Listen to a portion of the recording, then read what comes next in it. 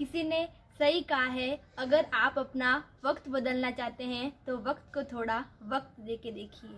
नमस्ते, मेरा नाम है पूजा मंगवानी और आप देख रहे हैं नमस्ते राजस्थान न्यूज। दो दोस्त अलग अलग गांव से शहर में पढ़ने के लिए आते हैं। दोनों में आपस में दोस्ती होती है और दोनों साथ में किराए के मकान में रहने लगते हैं। दोनों साथ साथ पैदल पैदल कोचिंग जाते हैं। संघर्ष के दिन बिता रहे थे। थोड़े दिनों बाद रिजल्ट आने के बाद उनका सिलेक्शन हो जाता है और अलग अलग जिलों में उनकी गवर्नमेंट जॉब लग जाती है। 15 सालों के बाद न जाने कैसे एक ही वक्त पर अलग अलग जगह पर कोइंसिडेंटली दोनों के मन में ये सवाल आता है कि क्यों न जॉब छोड़कर कुछ अलग किया जाए। पहला दोस्त अपना स्टार्टअप स्टार्ट करता है, धीरे धीरे वो ग्रो करता है और अपना एक कंपनी बनाता है और उसमें भी वो अपना ग्रो करता है। दूसरा दोस्त ये सोचता है कि उसका इंटरेस्ट कॉरपोरेट में है और वह प्राइवेट कंपनी में इंटरव्यू देने के लिए जाता है। प्राइवेट कंपनी में इंटरव्यू देने के बाद भी उसका सिलेक्शन नहीं होता है।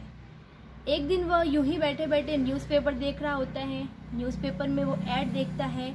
ऐड में उसके दोस्त की तस्वीर होती है और उसके नीचे लिखा हुआ होता है मैनेजिंग डायरेक्टर और कंपनी का नाम।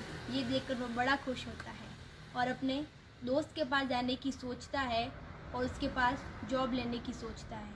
वह थोड़ी देर के बाद अपने दोस्त की कंपनी में जाता है और कंपनी के बाहर खड़े गार्ड ने उससे कहा कि बॉस बहुत बिजी रहते हैं, वो शायद आपसे नहीं मिल पाए। उसी समय किस्मत से उसका दोस्त कंपनी से बाहर आ रहा होता है और उसकी नज़र उस पर पड़ती है।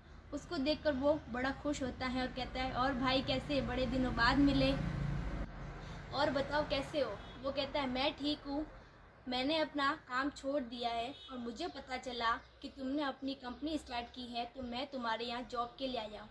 क्या मैं तुम्हारे यहाँ जॉब कर सकता हूँ? उसने कहा, ज़रूर, क्यों नहीं, ये कंपनी दोस्तों के लिए ही तो है, तुम इसमें जिस प्रोफाइल पर चाहो काम कर सकते हो। दोनों एक साथ घूमने लगते हैं। उन दोनों की दोस्ती पहले की तरह हो जाती है। एक शाम वो घूमते घूमते वह दोस्त जो अपने दोस्त के वहाँ जॉब करता था, उसने उससे पूछा कि हम दोनों पढ़ाई में होशियार थे, हम दोनों ने गवर्नमेंट एग्ज़ाम क्रैक किए, हम दोनों की जॉब लगी, फिर भी आज तुम्हारी कंपनी है और मैं तुम्हारे यहाँ काम करता हूँ, ऐसा क्यों? तब उसने कहा वो ध्यान से सुनना। उसने कहा कि जब हम कोचिंग जाया करते थे तब एक दिन हम दोनों कोचिंग के आधे रास्ते तक पहुंच गए थे। तब मैंने तुम्हें कहा था कि हम फैन ऑन छोड़कर आ गए हैं, चलो हम फैन ऑफ करके आते हैं फिर कोचिंग चलते हैं। और तुमने कहा था कि मालिक का पंखा है, चलने दो, उसकी बिजली जल रही है, हमें क्या करना। तब तुम कोचिंग चले गए थे और मैं फ़ैन ऑफ करके कोचिंग आया था। तुम उस वक्त भी नौकर की तरह सोच रहे थे, मैं उस वक्त भी मालिक की तरह सोच रहा था। तो सोच बस फ़र्क का है। अगर आप मालिक बनना चाहते हैं तो आपको मालिक की तरह सोचना पड़ेगा। ये थी मेरी आज की कहानी और इसी तरह की कहानियों के साथ मैं आपके पास आती रहूँगी। देखते रहिए नमस्ते राजस्थान।